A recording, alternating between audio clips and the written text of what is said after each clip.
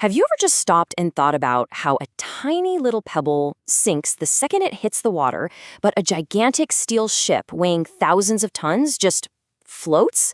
It kind of feels like it breaks the rules of physics, right? Well, in this explainer, we're going to unravel that exact mystery. We're going to get to the bottom of the science that decides what sinks and what floats. So, what's our game plan for cracking this code? First, we'll start with a little puzzle, a fun experiment. Then we'll uncover two major scientific clues. One is all about something called density, and the other is a kind of hidden upward push. And finally, we'll put those two clues together to see exactly how you can float a massive ship. So yeah, let's just stare this question right in the face. It's a puzzle that's baffled people for ages.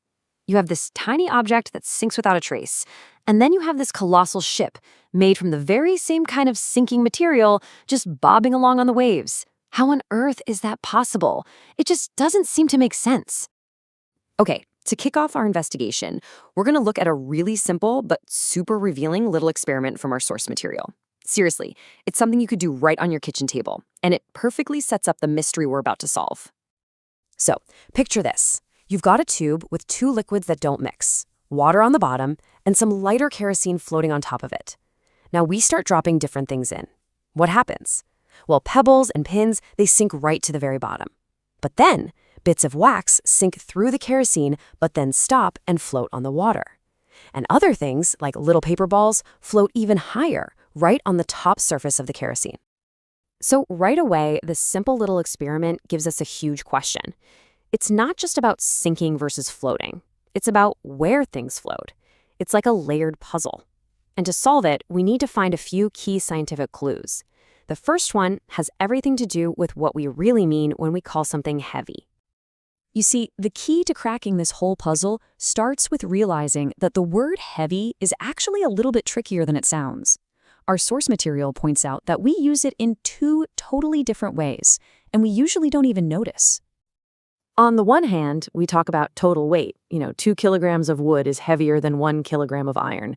Duh, right? That's simple. But then we also say things like iron is heavier than wood. We're not talking about the total weight anymore. We're talking about the material itself. We just know that if you had a chunk of iron and a chunk of wood of the exact same size, the iron one would be heavier. And this, right here, is absolutely crucial. To stop that confusion, science uses a much better word. Density. See, density isn't about the total weight. It's about how much stuff, how much mass is crammed into a certain amount of space. It's just the precise scientific way of saying iron is heavier than wood. Iron is denser because it packs way more mass into the same sized box. And this idea of density, it totally solves our first puzzle with the tube. So check this out. We use water as our baseline, right? We just call its density 1. And the rule is super simple. If something has a density less than 1, it floats on water. Kerosene and wax, less dense, so they float. Iron, way more dense, so it sinks. That's our first huge clue. But hang on a second. This still doesn't explain our ship problem. Iron is dense, so a ship made of iron should sink, period.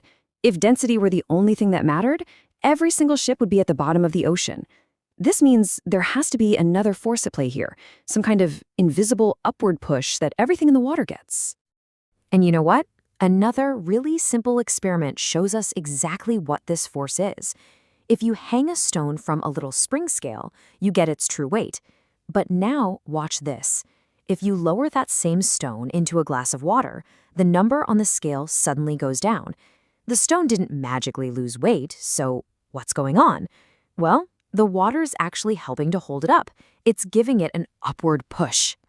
So this amazing upward push, it has a name. It's called the force of buoyancy. And it's the exact reason you feel so much lighter when you're in a swimming pool, right?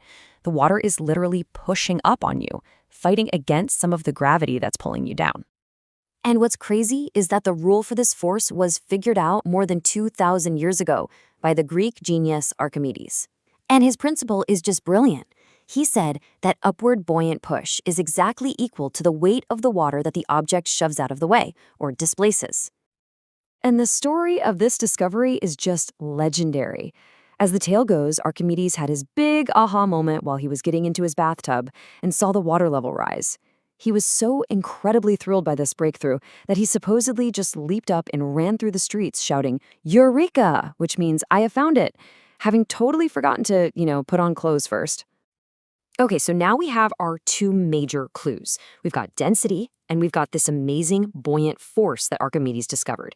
We're finally ready to put them together and solve the ultimate mystery.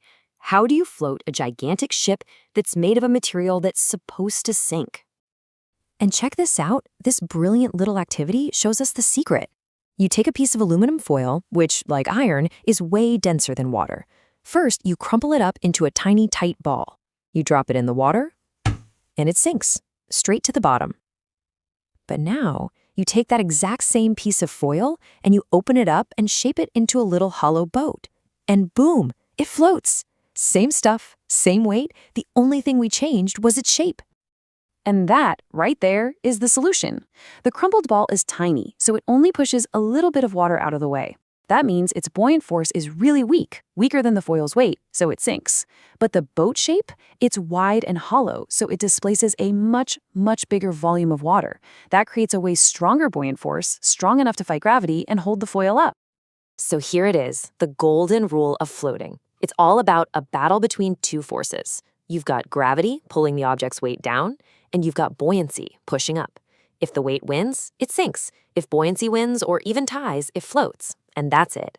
A giant steel ship floats because its huge, hollow hull is specifically designed to displace an enormous amount of water, which generates a massive buoyant force that perfectly matches the ship's massive weight. All right, let's do a quick recap of everything we've uncovered. First, we know density matters. It tells you if a material is a natural-born sinker or floater. But then we learned that all fluids push up with a buoyant force. And thanks to Archimedes, we know that the more water you displace, the stronger that push gets. And that means, and this is the coolest part, shape is basically a physics hack. You can make even the densest materials float just by shaping them the right way. And all of this leaves us with a really fascinating final thought, doesn't it? We've just cracked the code for floating a giant ship made of solid steel by understanding density, displacement, and buoyancy.